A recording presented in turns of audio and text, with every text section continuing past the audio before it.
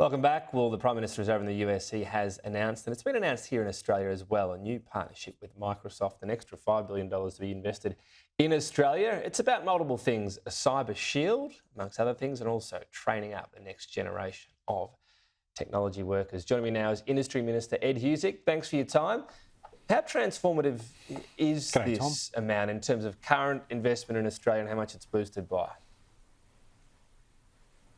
Microsoft's announcement of investing $5 billion in new data centres plus training, it's a huge vote of confidence in the Australian economy, recognising too that as a government we're taking technology seriously. It'll give us a longer term economic and commercial edge and help us grow really secure, well-paying jobs into the future. So it is a critical investment, we think, for the long term, and we do welcome it. Because it's a serious investment by one of the world's leading tech firms. The talk here is training an extra 300,000 Australians within this sector, broadly speaking. Is this something that's needed, more encouragement? Do people, when they're finishing high school, find this area exciting enough, or do they still sort of think, not sure about tech or IT? Does it suffer from a bit of reputation damage? I guess a number of things. One is that they'll invest in a Microsoft Data Centre Academy to build the digital tradies that are required to support the work of data centres that are so important to other businesses in terms of providing and storing information. They'll extend Microsoft their training programs that will help around 300,000 Australians get the skills that are needed in this area. And more broadly, it'll help us get closer to the Albanese government's target of 1.2 million Australians employed in tech-related jobs by 2030, seeing those skills across Australian industry to give those businesses that vital edge that they need. It is something that we need to flag. Governments have got a big role in going to the heart of your question, in flagging the type of skills that'll be important to the economy, to our people longer term. And so while there might be some people that wonder, and if they have a question, will this be important? Will this be a good job to go into long term? When you see Microsoft stump up over $5 billion in this area just for our country and increase the number of data centres they got, that's a pretty powerful signal to people that these jobs are here for the long term, and training up for them to be able to take those jobs on is also critical for people as well. For parents sitting around the kitchen table working out with their kids what they'll do long term, I think that's a pretty important signal. Yeah, well, I guess no one wants their kid to go off and do something where they think it'll be obsolete. You'd hope this is going to be the opposite. In terms of the talent, though, and what they're going to be doing, there's been so much talk about AI, and I guess a lot of it has been negative. What it could do, whether it's the end of civilization, and that's not me talking, that's Andrew Lee, in case you want to say I'm being too negative.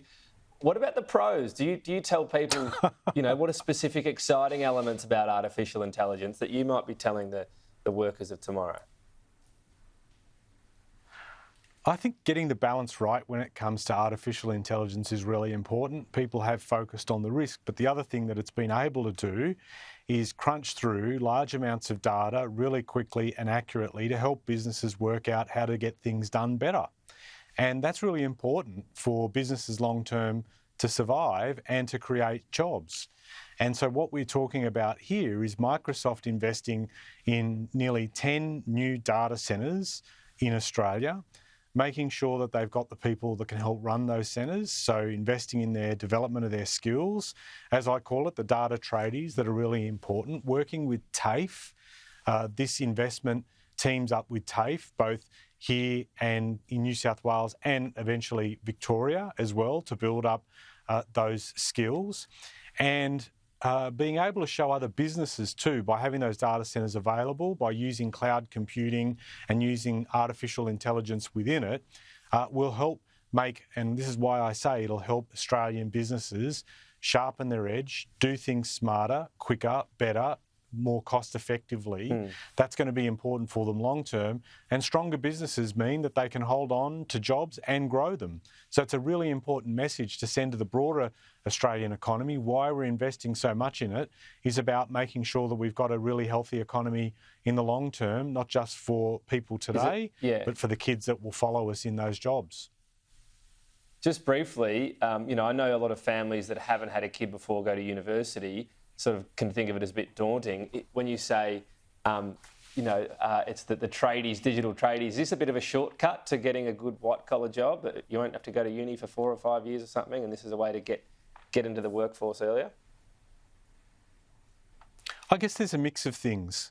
So one will be that there's a whole stack of people that can go through TAFE to get their digital skills. We're providing TAFE fee-free places plus the National Skills Agreement to back that type of work up. People may work in a digital tradie role and decide that they've seen things that they like that they want to do more of. So they may go on to uni, or they may do another course within a firm to level up and get new skills. But what this type of investment, either through what we're doing as a national government, through the Albanese government's National Skills Agreement with the states and territories, means that TAFE can be a big platform to develop those skills, but also sending the broader signal to the economy that this is stuff we have to lean into. We need to skill up more people here, because if we get these skills, that 1.2 million tech-related jobs I mentioned earlier by 2030, we're skilling up the entire economy. We're skilling up wide sections of industry. And as you know, and as viewers would know, technology is a big part of our workplaces. Being able to have those skills is not going to be a nice to have, but a must have long term.